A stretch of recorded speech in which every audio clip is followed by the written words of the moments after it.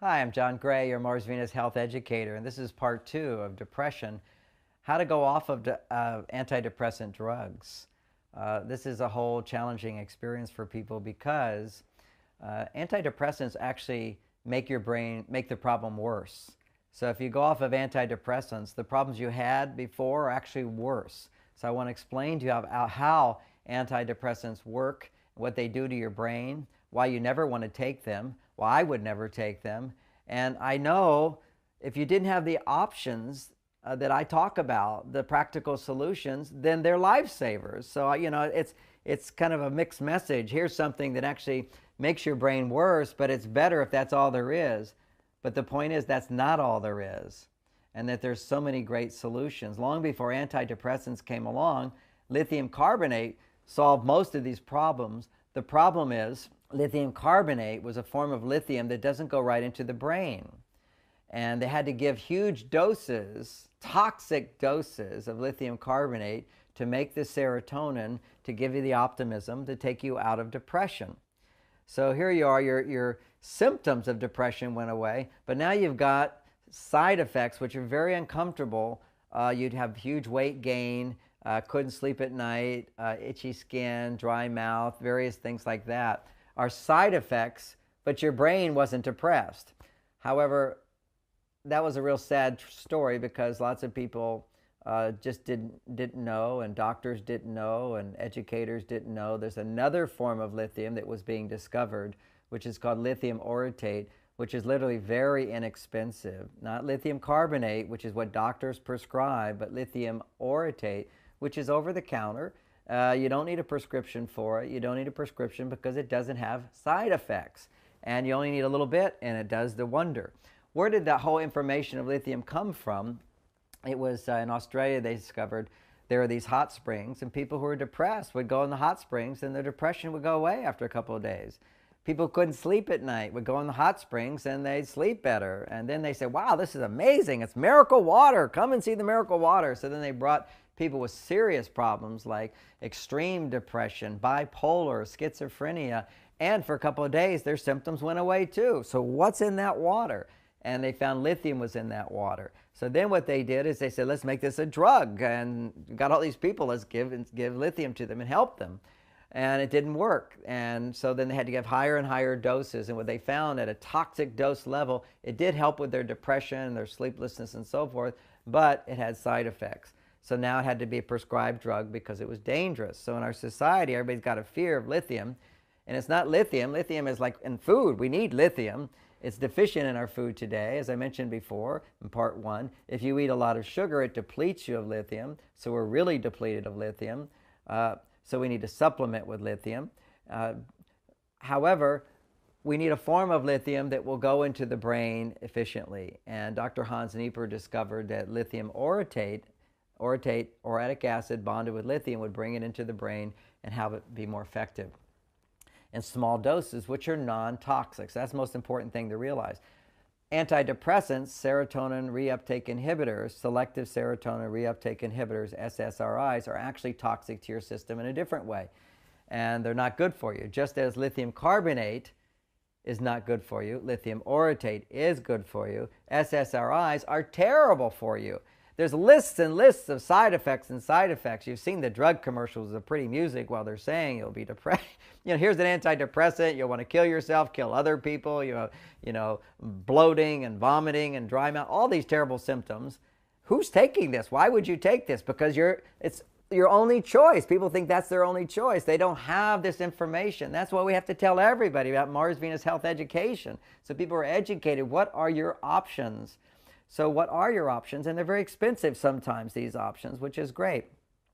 So you want to understand, what does an SSRI do to you so you can now go off of it successfully, because it's messing with your brain. But first of all, just to know, when they say all those, these are all possible symptoms. So, you're taking it hoping you're not going to have those negative symptoms, because all that long list of negative symptoms doesn't happen to everybody. But one symptom does happen to everybody. And what is that one symptom that happens to everybody? Your cortisol levels double. As soon as you take a antidepressant pill, your cortisol levels double. It's very easy to measure. Now, what happens when your cortisol levels double? It inhibits digestion. When it inhibits digestion, you can't digest your proteins. When you can't digest your proteins, you can't get serotonin produced. You can't get the amino acid called tryptophan available to the brain. It has to go in the bloodstream, has to go into the brain and make serotonin. So if you don't have good digestion, you can't make serotonin. And that stress that happens when you take an SSRI inhibits digestion, inhibits the process of ever getting better.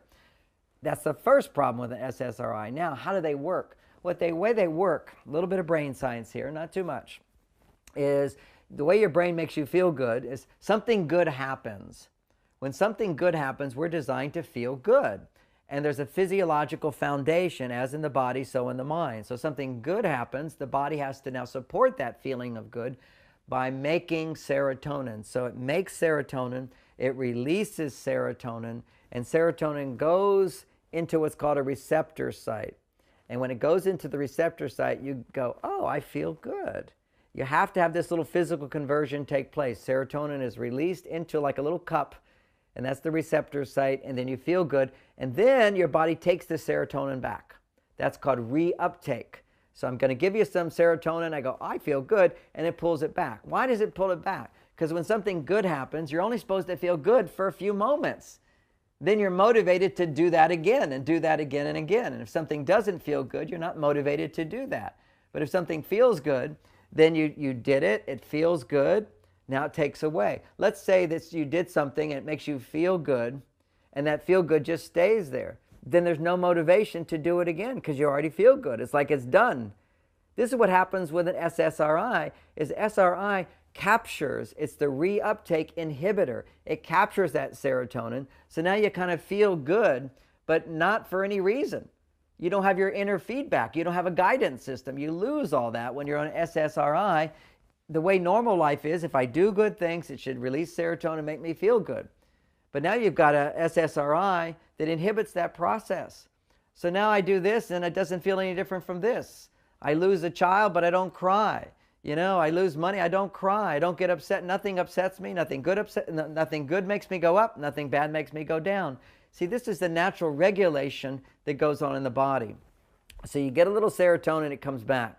So what happens, the problem of depression is you're not releasing serotonin. You're releasing smaller amounts of serotonin. So what the drug does is it makes you have more receptor sites, upregulation. So the little bit of serotonin you have goes in there, stimulates you, and then it doesn't get taken back. It doesn't get pulled back. I made a mistake there. You don't get more receptor sites. Your receptor sites are open. They receive the serotonin. Now, instead of being pulled back, they stay there. Now, once the serotonin stays there, your body kind of says something's amiss here. And you will actually start having less and less serotonin receptor sites. And that's called the downregulation of serotonin receptor sites. But you don't notice it so much because whatever serotonin you are making goes over there and just sits there and stays there. It doesn't get pulled back. Selective serotonin reuptake inhibitor. So now it's not being pulled back. You inhibit that process. It sits there, and now you have less and less serotonin receptor sites.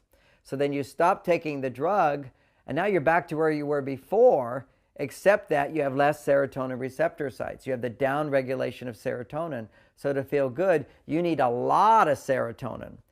And you already had a problem of not making enough. So before you go off of an SSRI, you've got to correct the problem where you weren't making enough serotonin and make sure you're making more serotonin.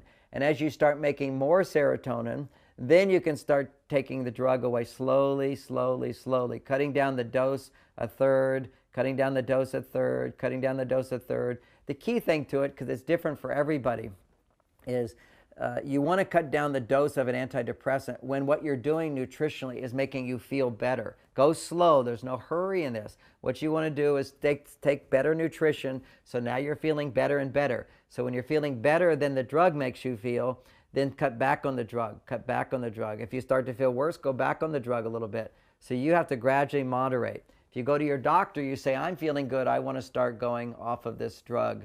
What would you suggest? Don't ask them, should I go off of the drug? They have liabilities. They can't let you go off. Then you can sue them if you go off. So you need to take responsibility for your health. In part 3, I'll explore that whole process so that you can go off of antidepressants and you can build up your nutrition so that you're feeling the best you can be.